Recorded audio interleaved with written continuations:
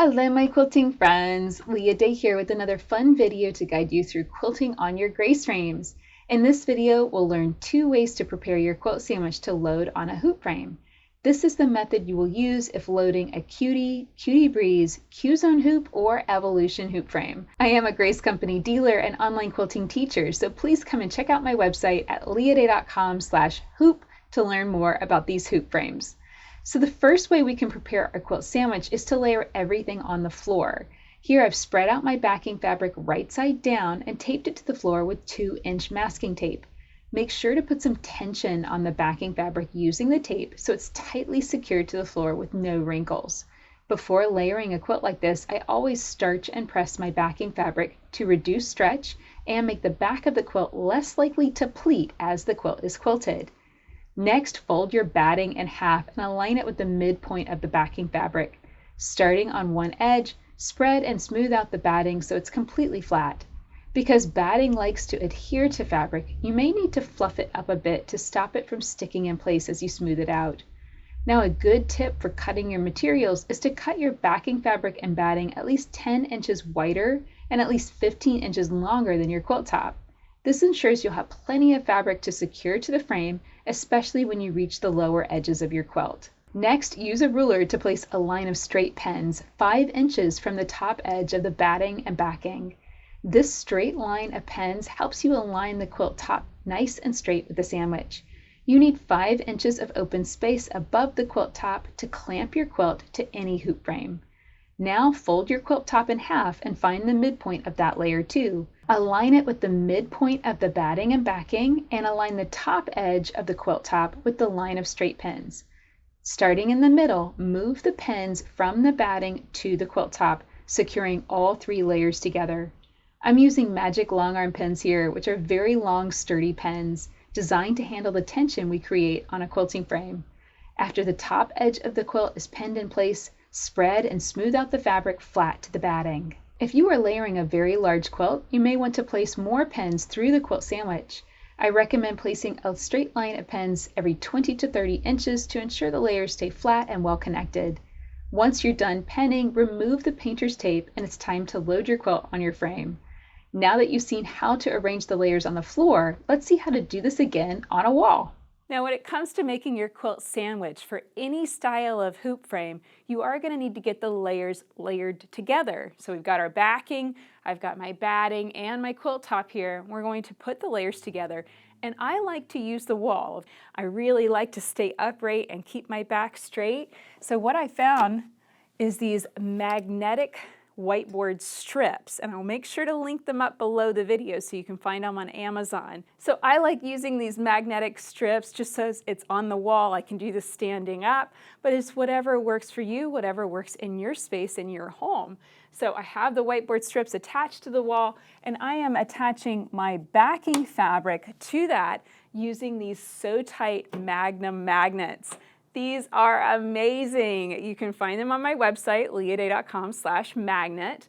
And these make it so easy not only to get your quilt layered, making that quilt sandwich, but they also make it very easy to load most hoop frames. You can use these to just quickly snap that backing fabric to the back rail. I use these for the first and second loads usually on my hoop frames.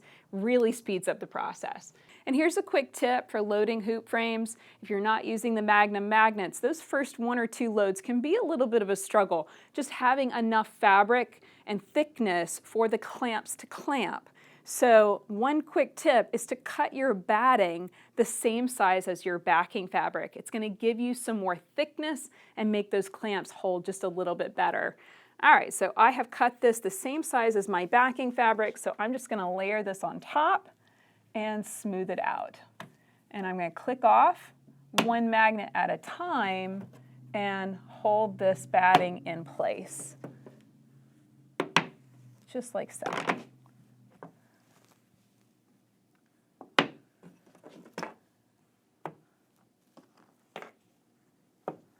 With that backing in place, get your batting nicely smoothed out, and I've got a little bit of a weird thing going on here. This is actually fleece. So I've got a little selvage. I think it's going to be fine. This is a practice sandwich, but of course, if this was a real quilt, I would be making sure that was nice and flat, no wrinkles, nothing weird going on. So that way I had all of these layers nicely smoothed out.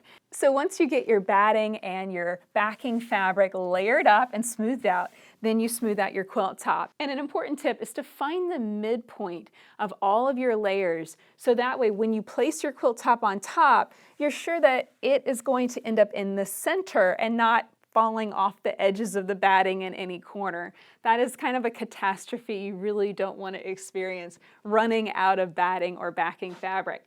So make sure that's centered. And another big tip, if you're not using the Magnum magnets to help load your hoop frame, then you want to make sure to give yourself at least 5 or 6 inches down from the top of your batting and backing to place your quilt top. And this just gives you a little bit more thickness for those clamps to hold your quilt to the frame.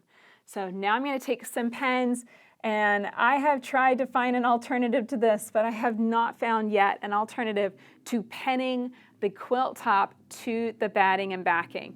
It really is the best method. I just place a few pins in this just to make sure that those layers stay nice and straight, nice and secure just across that edge.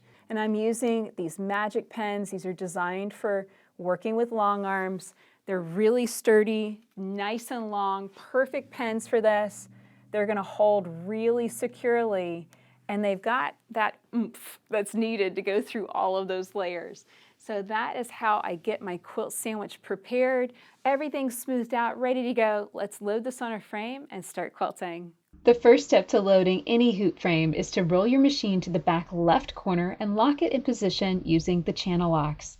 This step keeps the machine out of the way and makes loading easier. Next, place the top edge of the batting and backing along the back rail of the frame. If you have Magnum magnets, you can use them to click the quilt into position so it won't slip off the front of the frame. Place the upper left corner of the quilt on the frame where the edge is around 2 inches from the machine needle. We don't want to load the frame too tight with the quilt too far to the left. Give yourself a little grace space so you can stitch along the left and top edges of the quilt easily. Smooth the quilt over the back rail and click it in place with more Magnum magnets, or use the clamps included with your frame. Your goal when placing your quilt on any frame is to position the quilt parallel to the frame rails. We can check that the quilt is going on straight by using channel locks. Either the channel lock on the quilting machine wheel or upward carriage on your frame, or you can use the QMX system to lock the horizontal channel lock. This will lock your machine so it can only roll side to side. As you roll the machine across, watch the foot. The edge of your presser foot should stay in alignment with the seam line or along the top edge of the blocks all the way across. If the quilt veers away from the foot, unclamp that portion of the quilt. Shift the location to bring it in alignment and clamp again. Once the quilt sandwich is attached to the back rail, place the longer clamps along the front rail. Be gentle as you attach these and add tension to the quilt. You don't want to crank down on it too much and add too much tension. That can cause skip stitches and even broken threads. We want to have some movement, and I describe this as bouncy tight. We also need side tension to stop the quilt from shrinking inwards as we quilt across. If the quilt doesn't flow over the side of the frame, pin a side leader to the edge. This is a 5 to 10 inch wide strip of fabric you can pin to the batting and backing area and drape over the side of the frame. Secure this fabric in place with the side clamp. If the quilt does flow over the side of the frame, place the side clamp on top and rotate it to add a little tension. So that's it for this video. I hope you enjoyed learning these 2 methods for layering your quilt sandwich and loading your hoop frame. Come and learn more about quilting on hoop frames at leahday.com/hoop. Until next time, let's go quilt.